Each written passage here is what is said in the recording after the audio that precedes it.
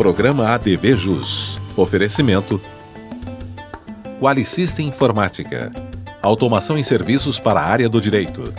3234-2720. Olá, meus amigos do ADV Jus. Estamos chegando com mais um novo programa e, como sempre, agradeço a você que me acompanha através da televisão, das redes sociais, do Facebook e principalmente através do nosso site, o advjus.net. Hoje, com imensa satisfação, nós vamos apresentar para você o ADV Jus Interativo, onde teremos várias participações. Tenho certeza que você vai gostar. O ADV Jus está no ar com um programa para você.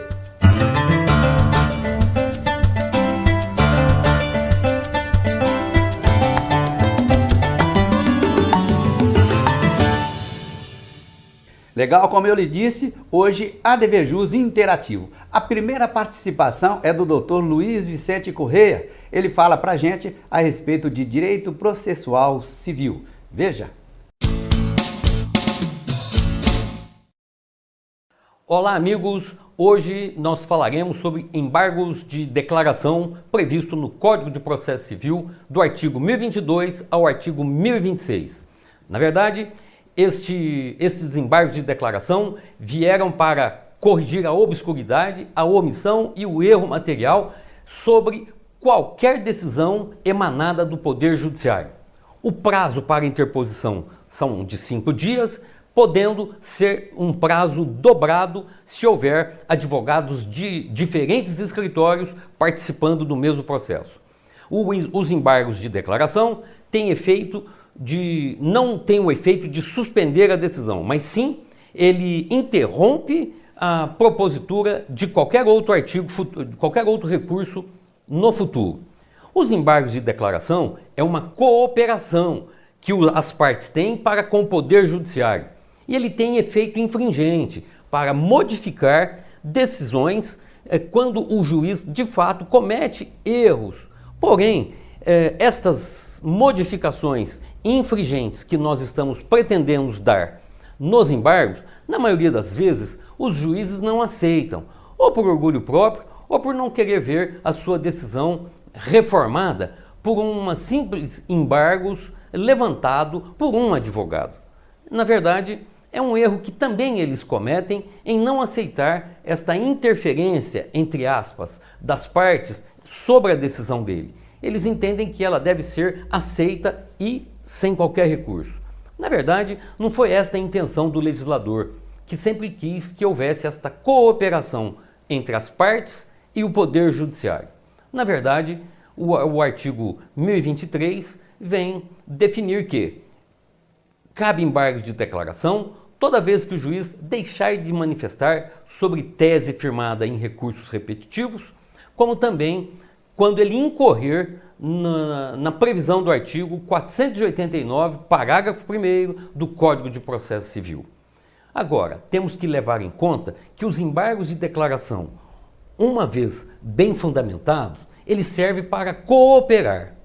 Agora, caso contrário, se os embargos vierem de forma infundada, apenas e tão somente para protelar, postergar uma decisão ou a interposição de um recurso, fiquem atentos, porque cabe a imposição de multa de até 2% sobre o valor da causa. Muito obrigado, até outro dia sobre temas processuais. Legal, muito obrigado, doutor. Agora a participação é de Direito Ambiental, com o doutor Fabrício Martins Pereira.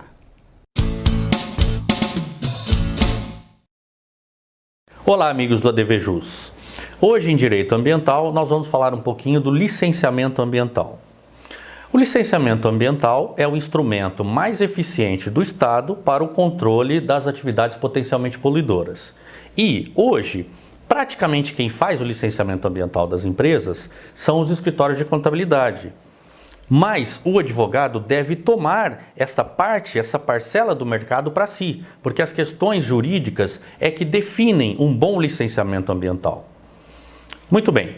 Primeiramente, o empreendedor deve buscar a prefeitura local para obter a certidão de anuência, que é um documento administrativo que vai definir a autorização para a instalação futura do empreendimento dele, com a localização e o que se pode fazer, o que se pode exercer a atividade dentro dessa localidade, dentro do município. Posterior a isso, junto com toda a documentação que a lei e o regulamento exigem, pede-se a licença de localização, ou seja, para que o órgão ambiental, no caso do Estado de São Paulo, a CETESB, diga que naquela localidade pode-se efetivamente montar, pode-se efetivamente construir a sua atividade que você pretende, o seu cliente pretende instalar ali. Muito bem, posteriormente a isso, a licença de instalação é pedida e o órgão define quais as exigências que ele fará para o futuro empreendimento. Após a licença de instalação, onde o empreendimento já estará instalado, pede-se a licença de operação, onde efetivamente o Estado faz uma análise do funcionamento do empreendimento e vai definir finalmente as exigências dele, dentro das referências que constarão da licença, que ele deve observar no futuro. E muito bem observadas essas referências, muito bem feito o licenciamento ambiental, isso evita futuros autos de infração e que o controle administrativo seja exercido dentro da empresa, trazendo outros prejuízos. Portanto, advogados, tomem essa parcela do mercado muito importante, auxiliando os seus clientes, criando esse nicho de mercado para que todo o processo de licenciamento passe pelo crivo, passe pelo trabalho de um advogado. Voltaremos em breve com mais assuntos e atualidades do direito ambiental. Até lá! Ok, muito obrigado, doutor. Esta semana comparecemos a convite lá na Barão de Mauá, onde foi lançado o livro Retrocesso Legislativo. Veja como foi.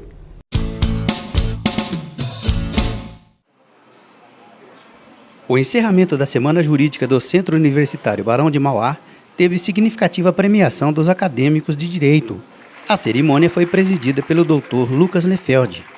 Entretanto, a noite estava reservada para o lançamento do livro Retrocesso Legislativo, o Meio Ambiente em Risco. O Dr. Lucas é um dos coautores. Nós tivemos aí alguns problemas com relação a essa nova legislação, né? Então, o Supremo Tribunal Federal, por exemplo, vai ter que decidir a respeito de alguns artigos que flexibilizaram, né, a exploração ambiental. Então, a ideia do livro é exatamente essa. Ouvimos também a doutora Érica Lucchesi. É com muita alegria que nós te recebemos aqui nesse dia, eu e o Kerto, para dividir esse momento conosco. Você que, além de amigo, é gabaritadíssimo nesse mundo jurídico, então eu agradeço de coração a sua presença. E realmente, tema muito relevante, porque o meio ambiente precisa de cuidados. Então é muito importante, né, que tratemos desse assunto nesse momento. O Dr. Kerton Nascimento também falou a respeito do lançamento da obra. Finalmente chegou o dia, muita satisfação estar aqui reunido com esses alunos, com meus colegas professores. A sua presença, Marco, muito obrigado por ter vindo. E é motivo de emoção para todos nós, para nós que participamos da elaboração dessa obra, e poder acompanhar o crescimento desse tema, que é o direito ambiental, a temática do retrocesso legislativo e de toda esse risco que corre o meio ambiente em razão do legislativo atuar de forma retrógrada, colocando em risco a nossa proteção ao meio ambiente ecologicamente equilibrado. O ADVJus parabeniza a todos.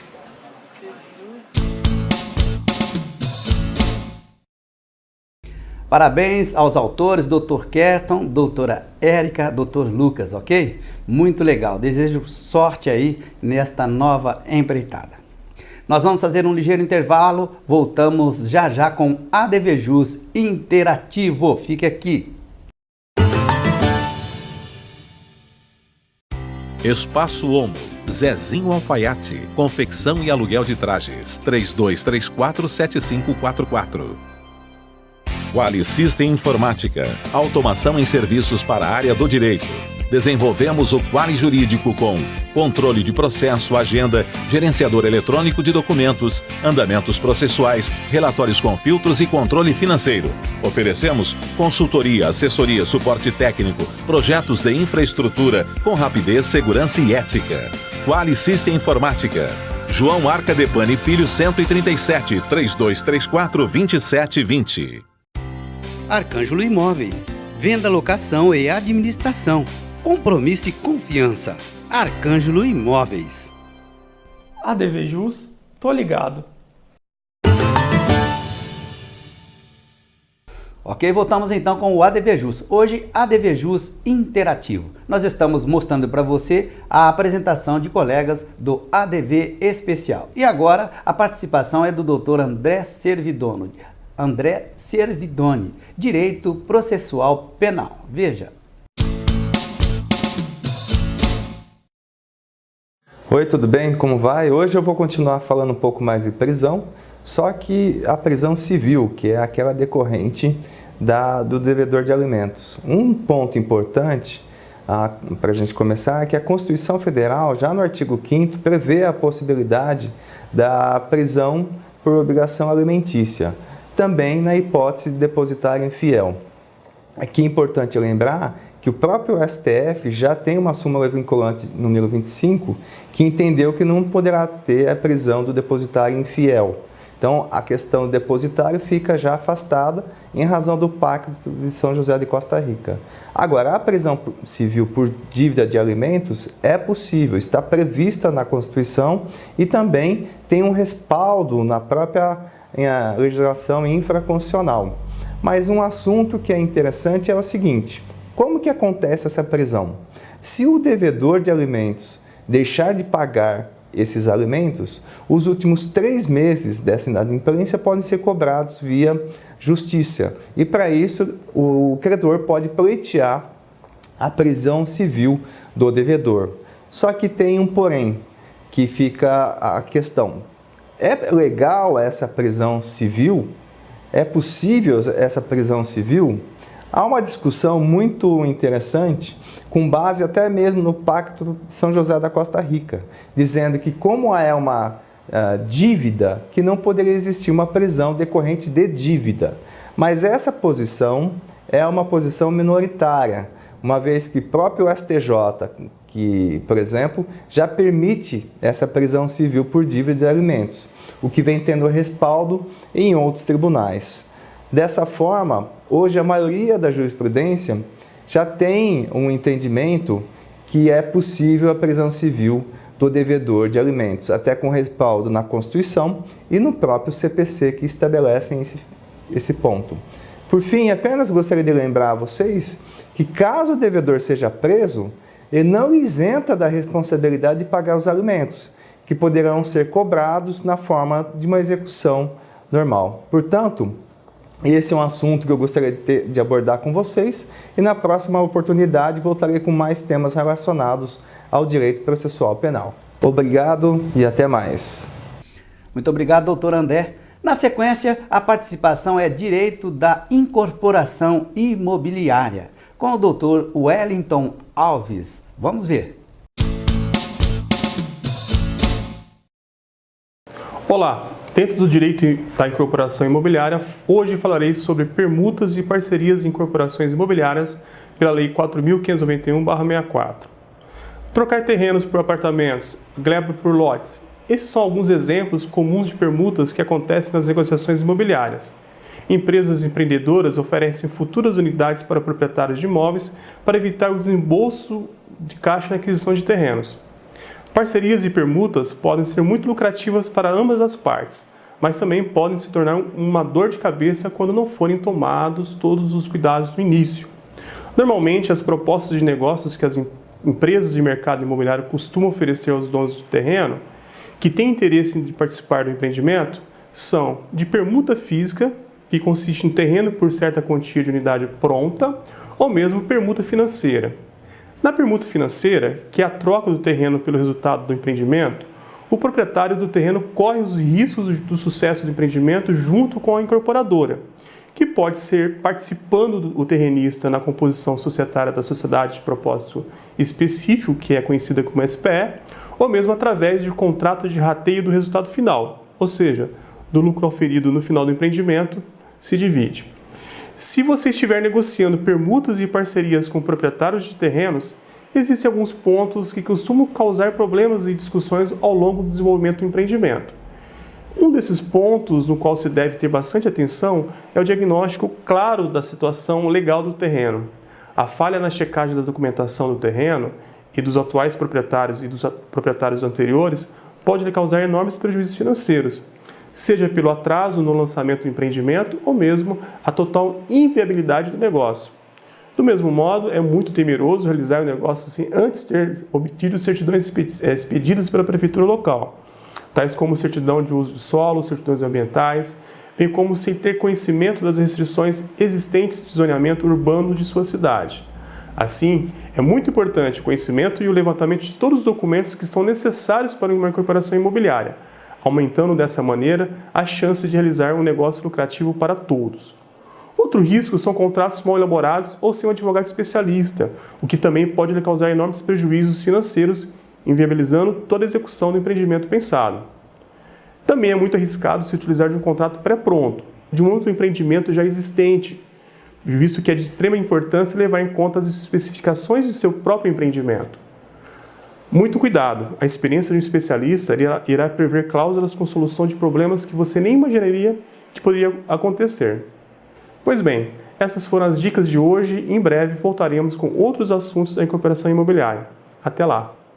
Mais uma participação aqui no ADVJus Interativo, com o doutor Edson Oliveira. Ele nos fala a respeito de direito tributário. Veja.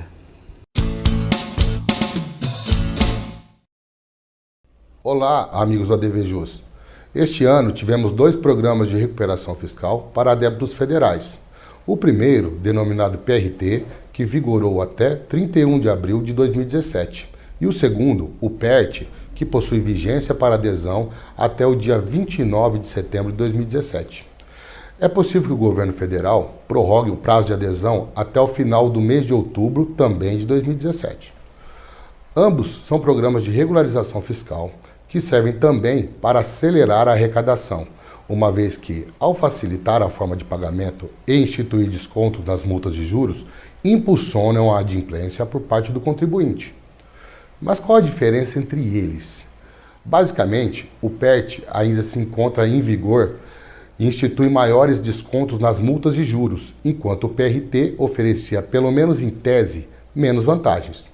Porém, nem todo empresário deve migrar de parcelamento, pois, a depender da natureza dos débitos, estes não são abrangidos pelo PERT, a exemplo dos débitos retidos na fonte e dos lançamentos de ofício, em decorrência da constatação da prática de crime de sonegação, fraude ou conluio. Além disso, é aconselhável que o empresário faça uma análise de risco em companhia de seu advogado e de seu contador, de todos os eventuais processos administrativos e judiciais antes de aderir ao PERT, pois, tal como o PRT, a adesão depende da confissão dos débitos que se encontram em discussão. Agora, caso estejam com a exigibilidade suspensa em virtude de eventual defesa apresentada, caberá ao advogado indicar o grau de risco e complexidade do tema, antes de aconselhar o cliente a confessar ou não o débito. Ao empresário, portanto, é sempre importante se cercar de profissionais competentes antes de comprometer a receita da empresa pelo longo período do parcelamento. Hoje ficamos por aqui e em breve voltaremos com mais temas relevantes. Até lá! Legal, muito obrigado por estar comigo aqui hoje no ADVJus, no ADVJus Interativo, que vai fazer mais um intervalo, mas você sabe, é rapidinho, voltamos já já. Arcângelo Imóveis, venda, locação e administração, compromisso e confiança. Arcângelo Imóveis. Quali System Informática, automação em serviços para a área do direito.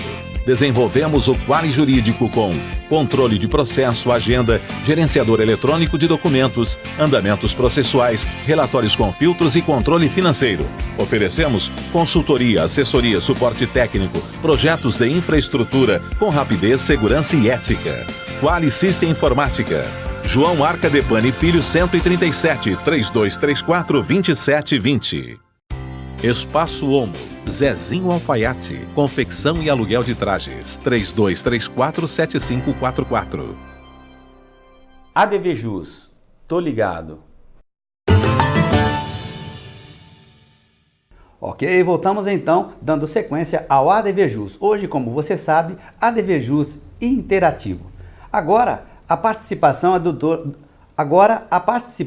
do doutor Luiz Felipe Arcângelo, Direito Imobiliário.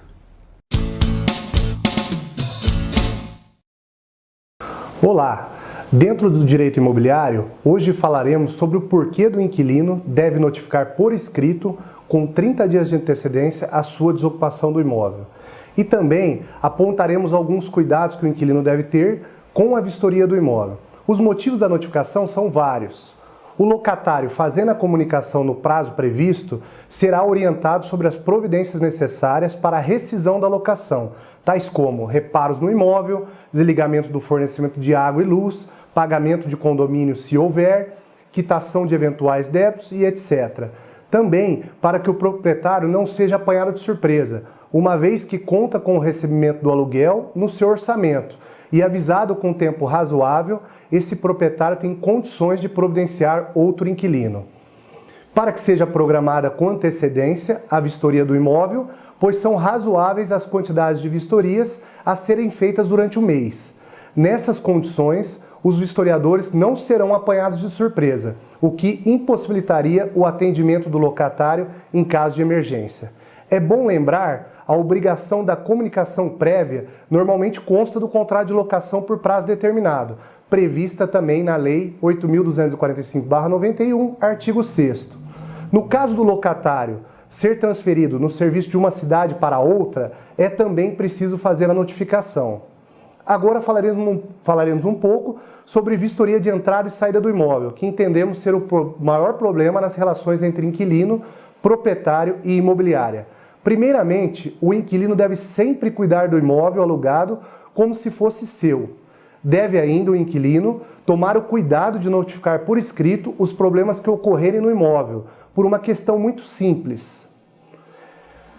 Surgindo problemas, o inquilino terá na comunicação por escrito uma prova de que tomou o cuidado de levar o fato ao conhecimento do locador imediatamente, evitando assim que os problemas se agravem e seja responsabilizado por negligência.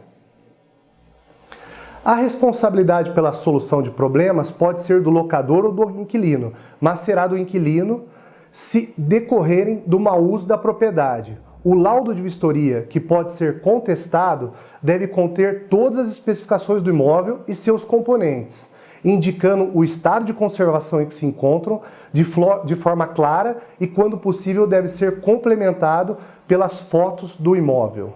Para que não haja futuros embaraços, o laudo deve ser assinado por todos os interessados e respectivos cônjuges. E ainda é recomendável a presença e a assinatura de testemunhas. Voltarei em breve com mais direito imobiliário. Até lá! Ok, muito obrigado, doutor. Participação interessantíssima agora da doutora Cristiane Jacó, Direito Sucessório. Olá, amigos do ADVJus, sou a advogada Cristiane Bassi Jacó e vou falar sobre direito sucessório, especialmente para responder uma pergunta que recebo frequentemente. Quem é responsável pelo pagamento das dívidas do falecido? As pessoas se preocupam se, assim como os bens, as dívidas também são herdadas e se os herdeiros devem pagá-las. É importante dizer que os herdeiros respondem pela dívida somente no limite das forças da sua herança, mas nunca com seu patrimônio próprio. Vamos a alguns exemplos. Uma pessoa falece deixando um patrimônio de R$100 mil e uma dívida de R$50 mil.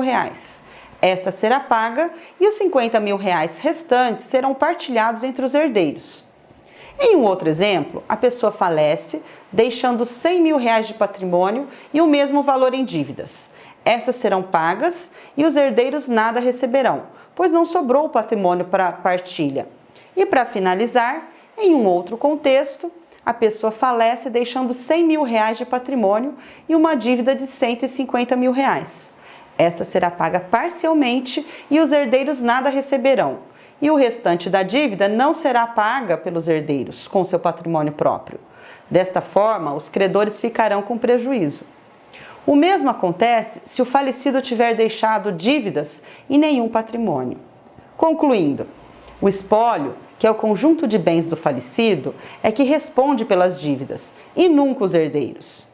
Não existe herança de dívidas. Assim, quitadas as dívidas e obrigações, o saldo remanescente, se houver, será transmitido aos herdeiros em forma de partilha. Agradeço a atenção de todos e logo voltarei com mais tópicos do direito sucessório. Até breve! Muito legal. Nós estamos quase fechando o nosso programa, mas antes eu quero falar para você se você sabe o que acontece no universo jurídico aqui em Ribeirão e região. Você sabe? Não, né? Então confira a nossa agenda jurídica.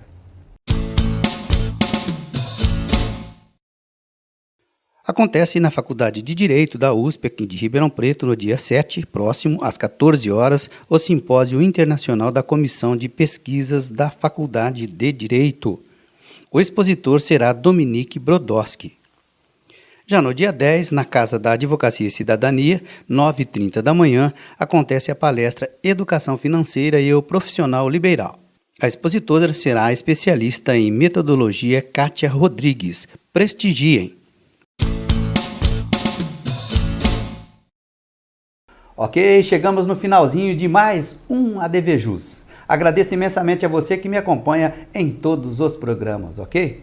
Eu prometo voltar em breve com um programa inédito. Acesse o nosso portal, o advjus.net, ou inscreva-se em nosso canal do YouTube, youtube.com/advjus.net. ADVJus, tô ligado. Um forte abraço. Até o próximo.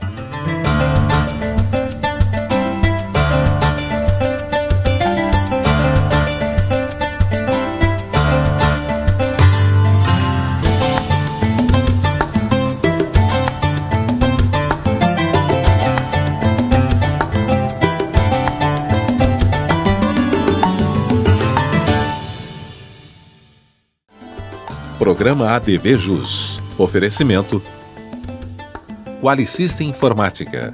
Automação em serviços para a área do direito. 3234-2720.